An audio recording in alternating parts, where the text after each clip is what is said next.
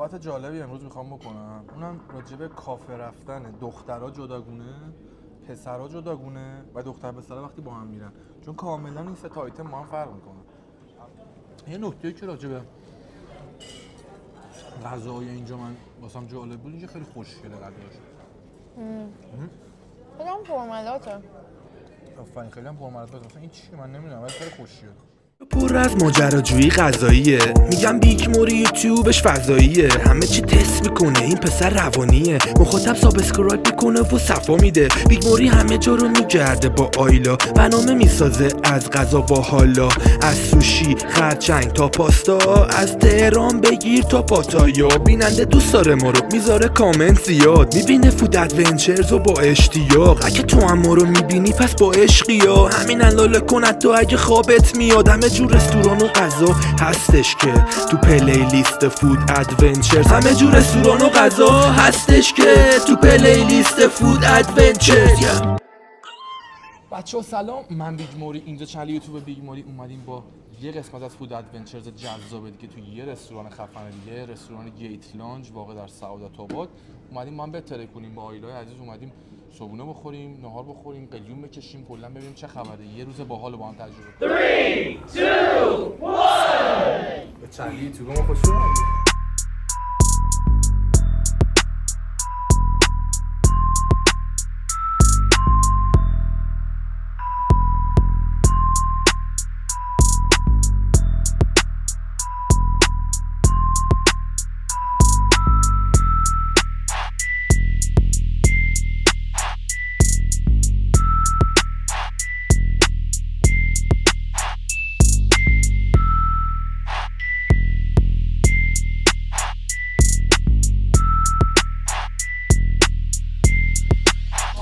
اولین آیتمی که برامون آوردن صبحانه انگلیسی خیلی گشنم. موری هم همیشه گشنشه. اگه با ورزشکارها دیت میکنید در جریان باشید که آره. همیشه گشنشونه. بعد جالبش اینه که ورزشکارا کلا سیر نمیشن، یعنی مثلا یا خسته میشن یا میگن خب بس دیگه، مثلا این اندازه‌ش نمیاد. سیر کلا من خودم خیلی وقت نشدم. آره واسه چیز میذاره اینو. اون با دست بخوری کی گفته؟ خب آره دیگه، چیا داریم جیگرکی می‌بینیم؟ میریم سوسیس شکاری و دست میخورم. سوسیس شکاری یعنی شکارش هم. نمیدونم چرا بهش میگن سوسیس شکاری. خب یه صحبت از منو بکنیم بچه‌ها. این صبحونه انگلیسیشونه که نیمروه روی نون توست، یه بیکن روش، سوسیس شکاری، سیب زمینی تنوری و قارچ و لوبیا و گوجه. چیز جذابیه. یعنی انگلیسی‌ها هر روز صبح اینو میخورن؟ به خدا اگه بخورن اینا وقت میذارن. یعنی بعد لوبیا مثلا مال انگلیسی‌هاست یا مال ماست؟ نمیدونم، ولی انگلیسی ها کلا همیشه تو صبحانه انگلیسی هر جای دنیا سفارش میدین لوبیا میاد. پس میخورن دیگه.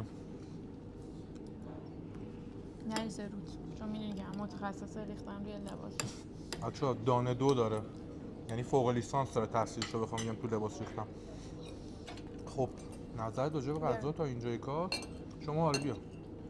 خب یه منو دیگه هم رسید. خودت بهمون توضیح میدی چیه؟ من توضیح بدم؟ نه بگو چی هستن این؟ اوکی مرسی. گفت صبحونه است.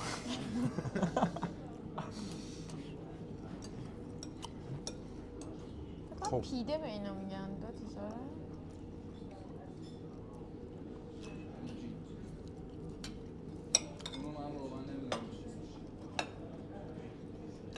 خب بچه تخم مرغش که به شدت مزه تخم مرغ میده. تو اینجوری شل دوست نداشتی، توی دوست داشتی؟ اسمش چی بود؟ خاچاپوری. کجاییه؟ یه مالی کشوری. بچه خاچاپوری از کشور گرجستان هستن که چیز جذابی هم هست. ولی دقت کردید تو صبحونه همه جای دنیا تو نیمرو هست؟ آره دیگه. چقدر هم خوب که هست، یعنی کار پروتئین رو در میاره. خب تو همه ویتامین‌ها داری تخم مرغ رو پیشنهاد میکنیم. دیگه تو سالم فود ادونچرز ترینه. ولمون کن. خب تخم مرغ داداشه بدنساز است. اینجا تو داداشاشونه.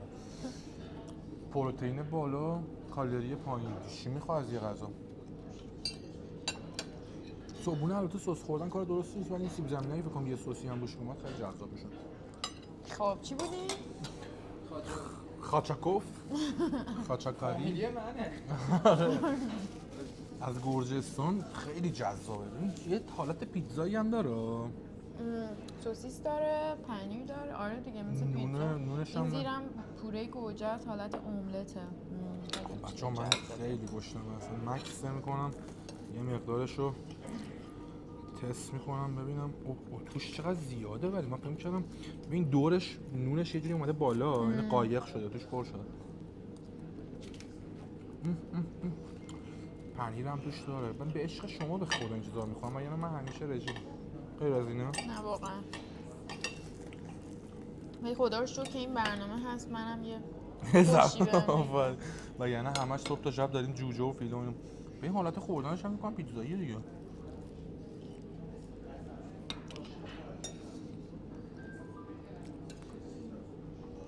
چقدر مزه املت میده.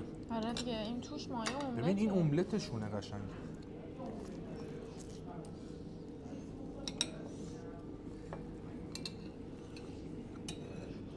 قاشق میخوای؟ قاشق نه همینجوری فکر کنم آبرو حیثیتم تو این برنامه رفت. بچه‌ها من واقعیتش نه اینکه چیز باشه پول نداشته باشم خیلی بچه پول دارم و این کلا حالا غیر از شوخی همش رژیم بودم یا خونه غذا خوردم یا باشگاه غذا خوردم. الان 3-4 ساله که حالا غذا رژیمی اسپانسر دارم نمیشناسم اصلا غذاهای جدید. جدید نیست. جدید خب تو ایران اومده دیگه بین المللی شده همه چی. آره خب ما ایرانی در واقع مسلمان جدیده ولی خوبه اینکه تنوع غذا بالا باشه خیلی خوبه. اولین لذت دنیا میدونی غذا خوردنه که برای من خوابیدنه. این فکر کنم دومه. واقعا خیلی لذت بخشه.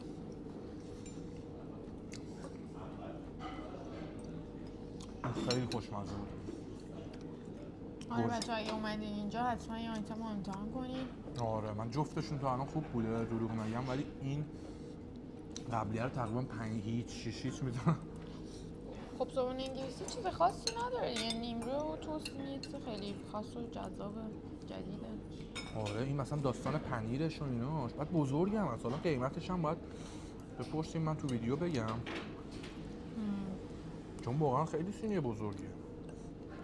2 نفر میتونن صفا کنن. کلا من منوش شنیدم قیمتش خیلی خوب بود.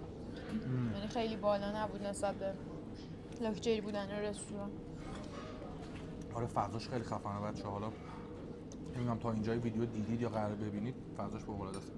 خب یه صبحونه جذاب دیگه آره یه آیتم دیگه برامون اومد به اسم لانچ املت بیکن. دیگه املت بیکن هستن ایشون. آره بذار همونجوری بخوریم. مرسی ممنون. قلیون هم اومد. قلیون اگه اونجا بذاری ممنون میشم. اینجا بذار اونجا بذار بعدش باش. بچه‌ها املت بیکن هستن ایشون.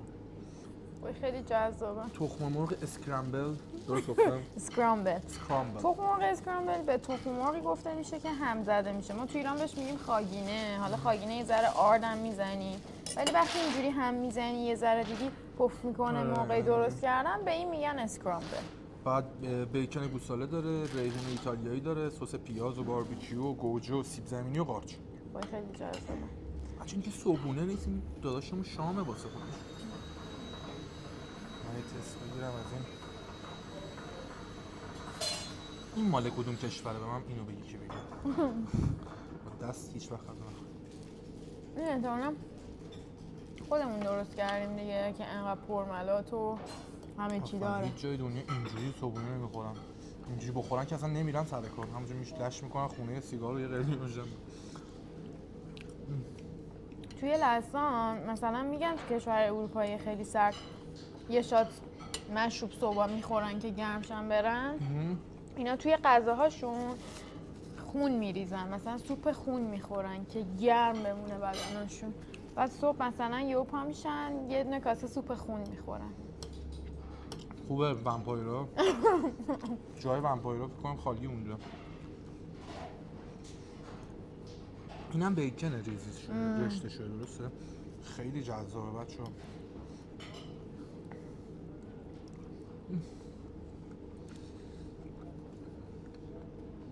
کالریش هم خیلی بالا. آره. بعد اینا چند نفره است؟ بپرسم ازش. چون واقعا یعنی تو اینو یه دونه‌شو تنها نمیخوری، اگه هیچ چیز دیگه ای نخوری میخوری دیگه. اوکی میخورم، ولی من آخه کلا شرایطم با آدمای دیگه فرق میکنه. من گفتم سیر نمیشم، خسته میشم معمولا، ولی الان دارم پر میشم بیشوخی.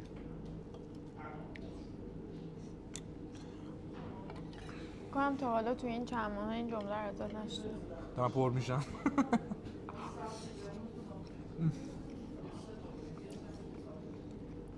بچه من میگم اومدین هم آیتم قبلی و هم اینو تست کنید، فقط آیتم قبلی رو نرید چون من گفتم. ببین اینو چند تا دختر با هم بیان میتونن نظرم این صابونو بخورن. خیلی خوشمزه است. اولی هم خیلی خوشمزه بود، ولی انتخاب من بعد داداشم تو گرجستان. آره؟ آره میدونی چرا؟ چون پنیر پیتزا داشت. من پنیر پیتزا جزو خانواده‌مونه داداشم. خوب شد که ورزشکار شدی عزیزم، وگرنه توپ نه. بودیم. من همیشه میگم من تایمایی که رژیم نیستم، مثلا تایمای بعد مسابقه معمولا اینجوریه. صبحونه درست میکنم، پنیر پیتزا میذارم، تخم مرغم، از این گوده ها میذارم روش. تو هر چیزی که بخورم برنج میخورم روش، پنیر پیتزا میریزم اصلا. آره اون که دقیقاً جمله قشنگی گفتی. من ورزشکار نمی‌شدم بعد شاید توپ چرتیکه گرد متحرک بودم. من که دیگه جا ندارم. بریم تازه برای آیتمای بعدی که دسر و قلیونه. میخوایم بشینیم ببینیم چه خبر. چه خبر؟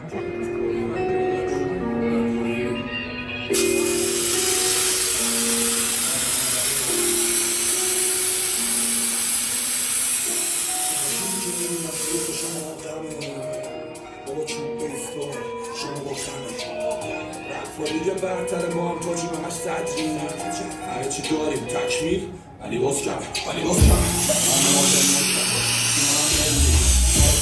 من پشت فار بودا تو پاو بگیر بیبیت بهم میگه باشت فاک. درم رو درجه قفلی، من کلیدش میشم بشه قفلش باز. اینجا بلنج پک نیست، تو بگی دمه تو دمه تو سنگین بکنی صرفه. من صرفامو کردم الانم کف رینگم دل باسه، ولی باز کمه. نداریم کم بود تیممون تکمیل، ولی باز کمه. نداریم کم بود نرمیم گردید، ولی باز کمه. شیش تا مدال توی قفص هست، ولی باز کمه. شیش ما دیگه هم توی قفص هم، ولی باز کمه. خودم رئیس رفیقام رئیس، ولی باز کمه. آجی زدیم تیم تو ده هیچ، ولی باز کمه. شیش تا مدال توی قفص هست، ولی باز کمه. شیش ما دیگه هم توی قفص هم، ولی باز کمه. خودم رئیس رفیقام رئیس، ولی باز کمه.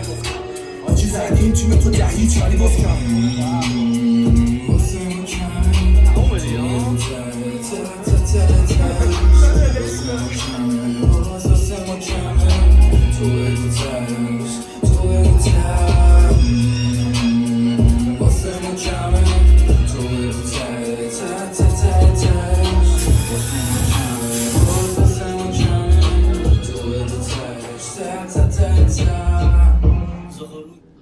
خب بچه اومدیم آیتم بعدی، آیتم عشق حال قضیه. صبحونه رو خوردیم، گفتیم یه کافی بزنیم با یه سری دسر خوشمزه با قلیون آیلا بکشه.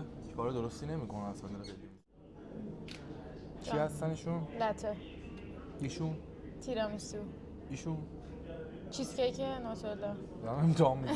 ایشون؟ کیک هویج. آخه این هویجه این آره بیبی آره هویجه. بیبی هویجه. شیرینیه ها، هویج نیست، شبیه هویجه. کیک هویج. اونم پای سیبه. اینم پای سیبه، اینم دست منه. ببین یه صحبت جالبی امروز میخوام بکنم، اونم راجع به کافه رفتن دخترها جداگونه، پسرا جداگونه و دختر پسرا وقتی با هم میرن، چون کاملا این سه تا آیتم با هم فرق میکنه. آره واقعا من اتفاقا چند 2-3 هفته پیش بود رفته بودم آرایشگاه، می‌خواستیم با یکی از دوستان شب بریم کافه، داشتیم تصمیم می‌گرفتیم که کجا بریم. اونجا یه دختره بودش که گوشیشو در آورد، گفت بذارید من بهتون بگم. بعد دیدم توی نوت گوشیش اسم همه کافه ها رو سیو کرده، با لوکیشن. جلوش لوکیشنش رو زد و بهشون نمره داده و نوشته برای چی خوبه، یعنی این کافه برای دیت عاشقونه خوبه، این کافه مثلا شیرینیاش خوشمزه است، این کافه شامش باحاله و اینقدر دقیق و جزئی نوشته بود همه رو.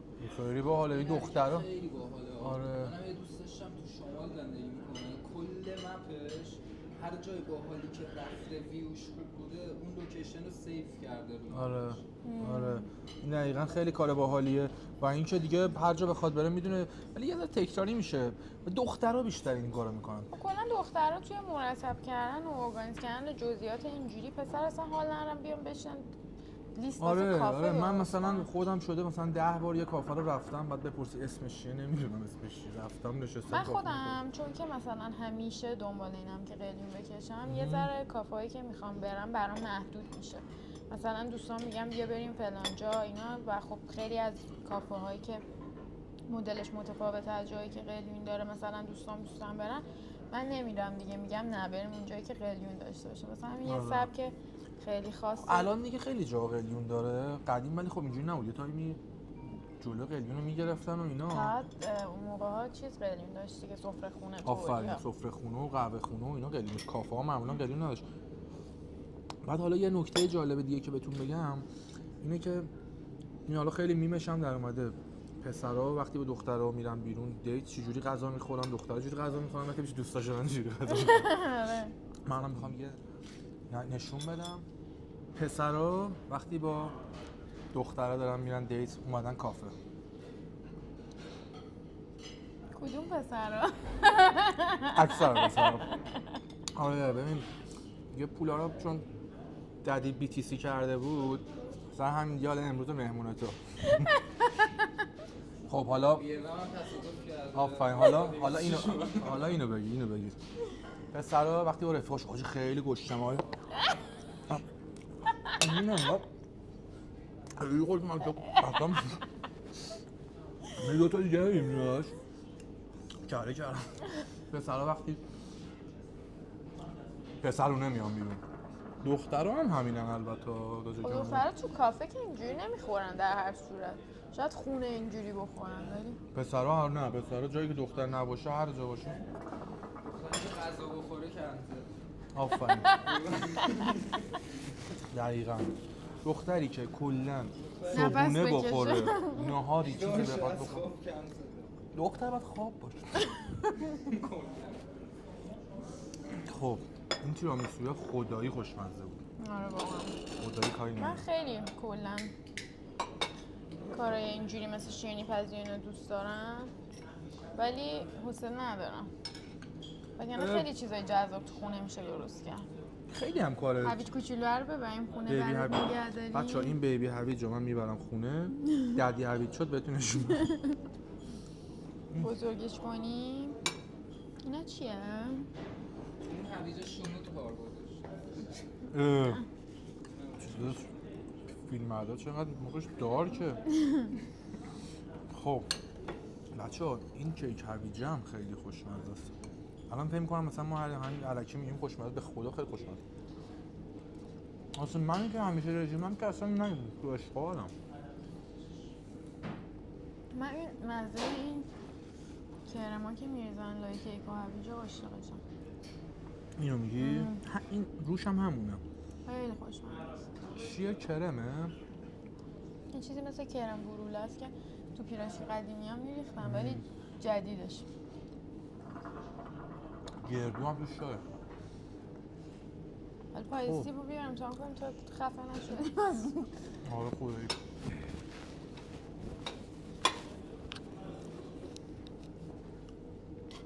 پای سیب بستنیشون چرا بهش میگن پای سیب؟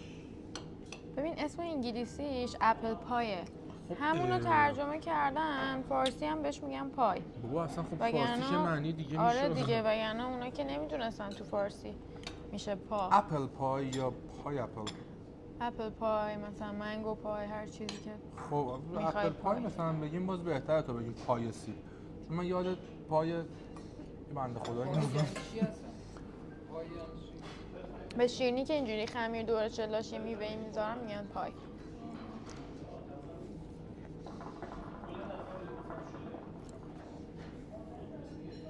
دارچین هم داره. کلا از اسم کنیم؟ ذره جا ندارم من میدونم ولی واقعیت. باید تست کنیم که بخاطر بچه‌ها تست کنیم. کلا ولی پای سیب توی بقیه شیرینی‌ها یه ذره رژیمی تره اگه دقت کنید، چون توش سیب پخته شده است با یه ذره دارچینه. دورش که مثلا حالا یه ذره روغن آره، آرده. نسبت به وگرنه نسبت به نون خامه‌ای تیرامیسو، نون خامه‌ای و اینا. من توش یه ذره بخورم سیبشو. من احساس میکنم بچه‌ها بعد از برنامه فود ادونچرز در قسمت دیگه باشگاه نرم. لایف استایل هم عوض شده باشه. شواق شده باشه. نه البته خب بعد از همین فیلم برداری میخوام باشم من باشگاه تمرین زمینی کنم. رسیدیم سر آیتم خوشمزه. چقدر خوشمزه. خیلی پیتزا خوشمزه. مارگاریتا، پیتزای بیل آلفرادو، پیتزای چیکن پستو، رایس فراید رایس اگه اشتباه نکنم، سالاد سزار فوق‌العاده جذاب، 2 تا نوشیدنی خیلی خفن که نه خیلی خفنه. من ویدیوشو گرفتیم ولی اسمشو یادم رفت بپرسم چیه.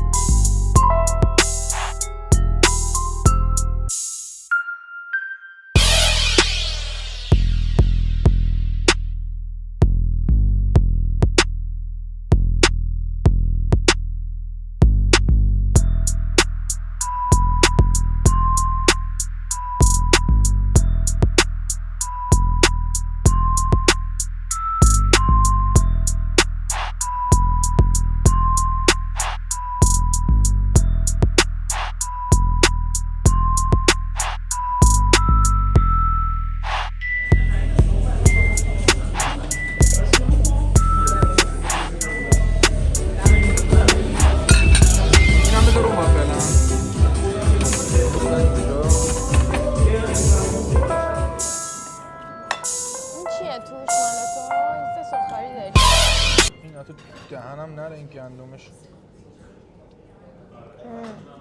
میشه مال تو هم بخورم؟ آره خیلی خوشمزه بود. نمیدونم چی بود. اینو باید هم بزنی، اینو باید هم بزنی همش. چه همی با چی؟ اینم وایت گیت اسمش، این لابستر اسمش. لابستر این خرچنگه؟ دو چیز هم نزدم ولی خیلی خوشمزه بود. لابسترش از لابسترها که جای دیگه خوردم خوشمزه تر بود. اینا چیه؟ دسره بستنیه کنارش. مال تو دیگه از اینا چیه؟ استفاده نمی کنم. مال من سبزیجات و موری میگوه. جدی میگو سوخاریه؟ میگو چیپسی. من اول میگم بیا اینو با هم تست کنیم بعد بریم بذار سراغ اینا رو پیتزا. بذارم این بر. اینم بده بزنم. خیلی دوست داشتم این ایده یخ و من عاشق یخم. آفرین. کسایی که یخ دوست دارن صفا میکنن. خب چنگال اگه بیاری که با هم تستش کنیم. بفرمایید. مرسی. سالاد سزار دیگه میشه گفت جزو غذای سالم هر کافه‌ایه دیگه. ولی با مرغ گریل نه مرغ سوخاری. به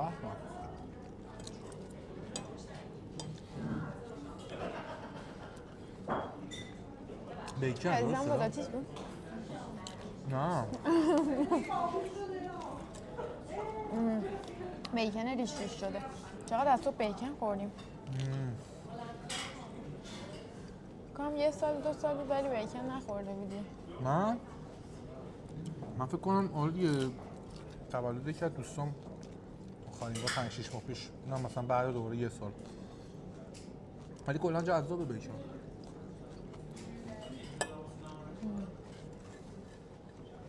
یه نکته که راجع به غذاهای اینجا من واسم جالب بود، اینجا خیلی خوشگله غذاش. خیلی هم پرملاته. آفرین خیلی هم پرملاته. مثلا این چیه من نمیدونم ولی خیلی خوشگله. باشه خوشگل بودن غذا هم خیلی مهمه دیگه. اشتهاتو باز میکنه مثلا. این الان واقعا خوشگله ولی مثل گنده بخورم ببینم چی در میاد.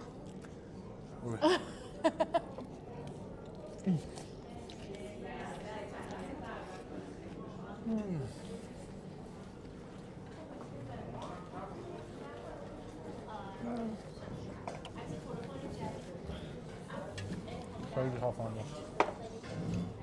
آقا سالادش که دست کردیم خفن بود. توش داشتم های بخوریم. هیچ وقت با دست غذا نخوریم. چرا؟ یه پیامی هم برنامه داشته باشه. خب پیتزا چی بدم بهت؟ به نظرم بیا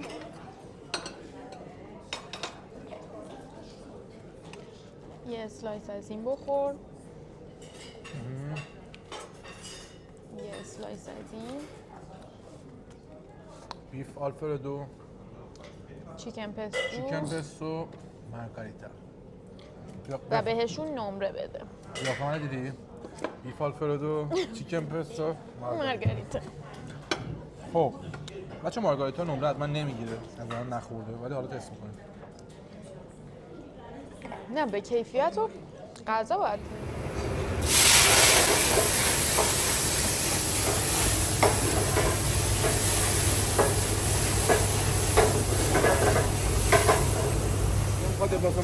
میخواد یاد بده شف که چجوری باید تخم بلدرچین رو گرد دراریم. یه چیزی باحالی گفتم به تخم بلدرچین من بشونم، شف گفتش بعد گردش در بیاری. گفتم بلد نیستم بهم یاد بده. با ته چاقو یه سوراخ میزنی بعد آروم حالا میشکنی روی فلزا. من میخوام بشونم بگم غذا رو با هم درست کردیم. اینجا خوبه؟ برو. یه تکون بده اوکی شد. این غذا رو چه گردی چه گردی. این غذا رو من و شف با هم گرد. درست کردیم. این غذا رو من و شف با هم این پارت موری بوده. این پارت موری از میدونستی میتونسته یه بلدرچین بشه؟ خمیر که سرخ میشه بعد یه تیکش میاد لای همین آیتمی که کافی آیتم هست. آره باشه. خیلی جذابه. من عاشق آشپزخونه‌ام. نه همه چی هست. جذاب. آیتمی که میخواد بزنید سرایلوس مرغه. نیمرو تو برو یه سر بزن ببین. من یه سر به نیمرون بزنم. یه ببین کدایی چه خوشگل زدم. بعد میگم مرد آشپزی داره. اینم اگه میخوای بگیرم اینم بگی این چیه؟ این بهش میگن چیلی اویل. یه روغن با فلفل چیلی بیس اصلی این آیتم همینه. یعنی روغنه هم مرینیت میشه یه جوری. روغنه طعمدار شده با روغن چیلی و یه سری ادویه ها. قرمز رنگ. این همه چی میشه مرینیت کردن ها؟ همه چی همینه. من برنج میذارم مرینیتش میکنم. با پودر سیب. خب اوکی.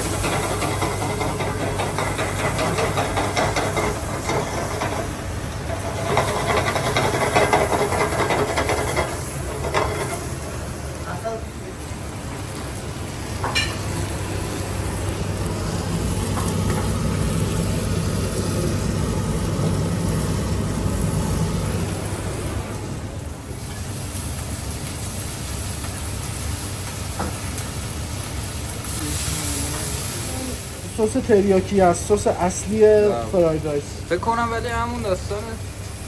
آره تریاک یه میخوره چشم بهش. آره.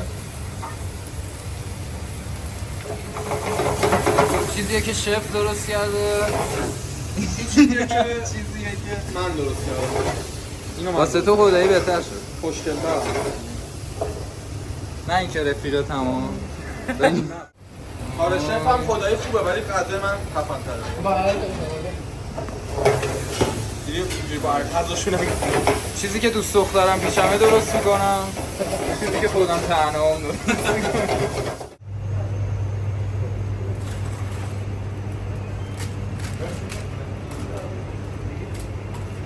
خیلی بامزه است. چیپس. اه. نه بابا شوخی می‌کنم چیه؟ این یه مدل خمیره که سرخ میشه. خمیر سرخ شده. خمیر یوفکا. یوفکا. اونه دیگه. اونایی که مونده.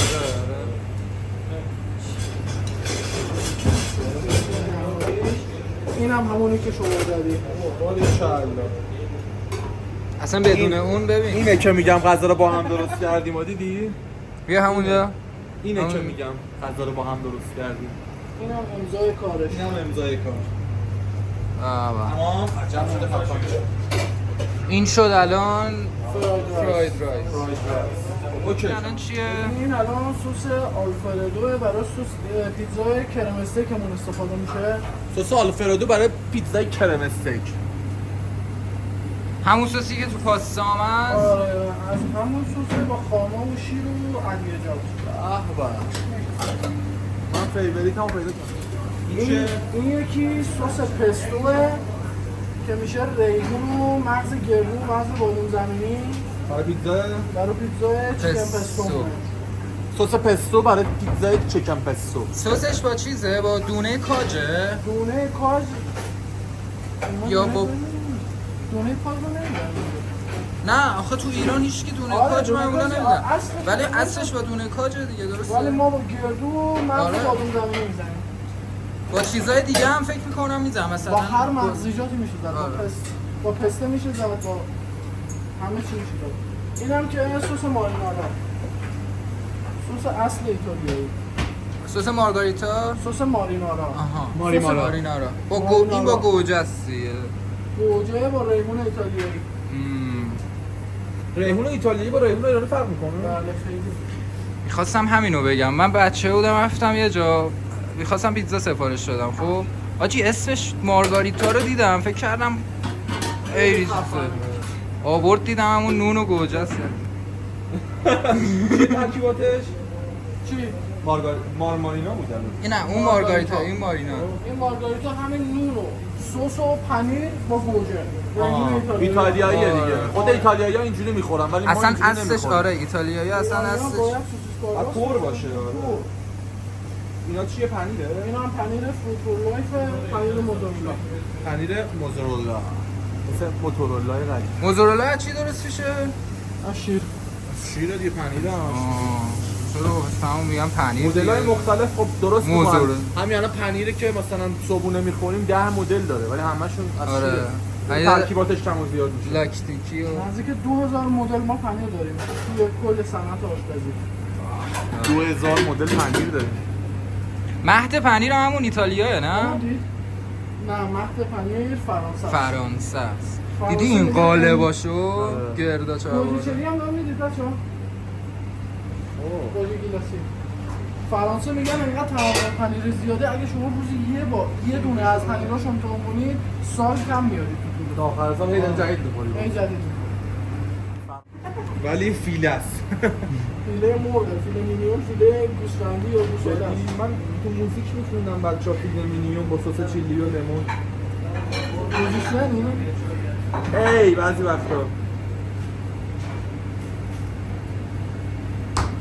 خب اینم گوشت مرینیت شده فیله گوساله است که ما اینجوری برش میدیم.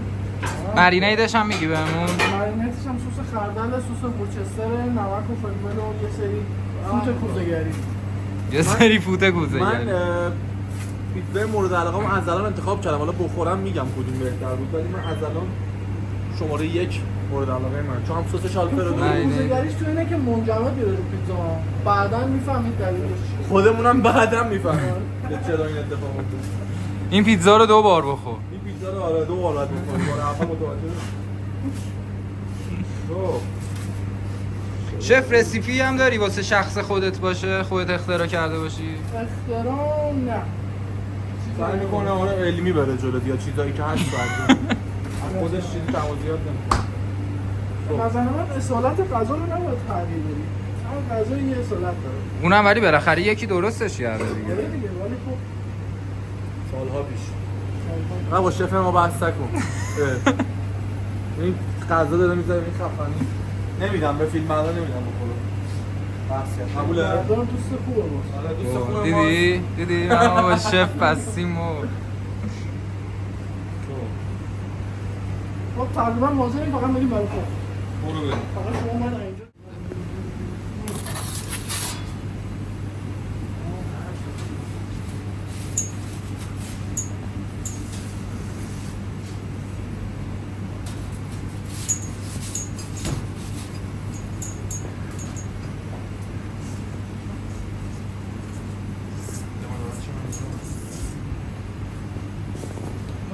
برو من نانستاپ رکورد.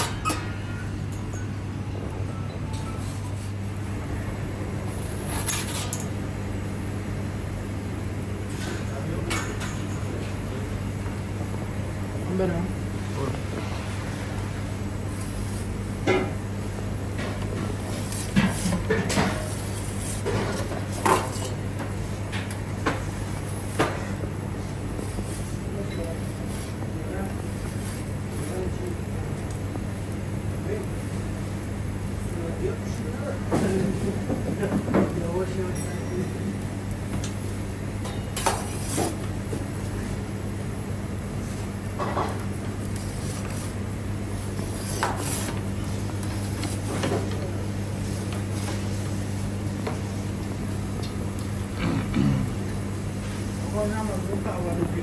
به به. برو بگیم کجا ببرینش؟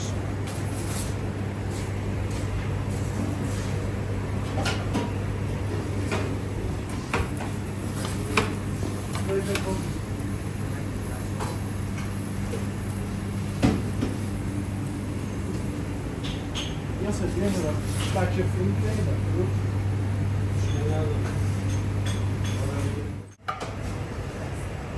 پارمسان میاد روش،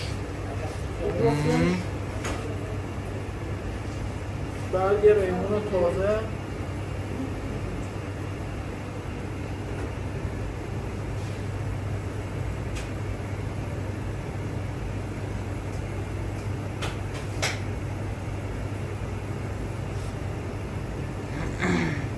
بچه یکی تو اون کجا خوش کن اونو آلفردو بزن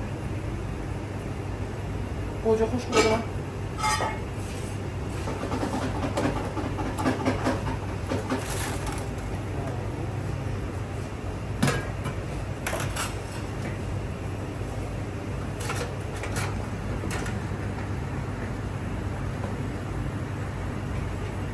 یه پیش دستی بده من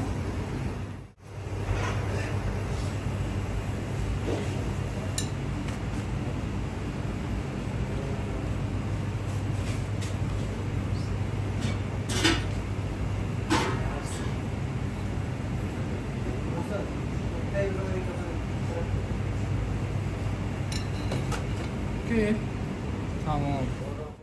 من میخوام این فراید رایس مرغ امتحان کنم. و اینم خیلی پرملاته، نگاش کن. من در مرحله آماده سازیش هم بودم، خیلی خفن بود. بچه‌ها اینو من شف با هم درست کردم همونجوری که دیدید. چون بلدرچینش من زدم. چون کوچولو با مزه است، مثل اون هویجاست. آره. من سه تاشو میخورم، در نهایت نمره میدم. دونه دونه نمیدم. نه باید به هر کدوم و این نمره بدی جدا.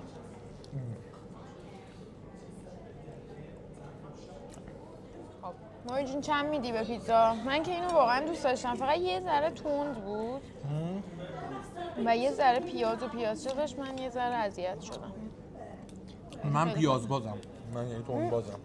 و ببین اینقدر پره، من هر جا فراید رایس خورده بودم مثلا اون وسط یه دونه مرغ یه دونه کدو، اینو ببین.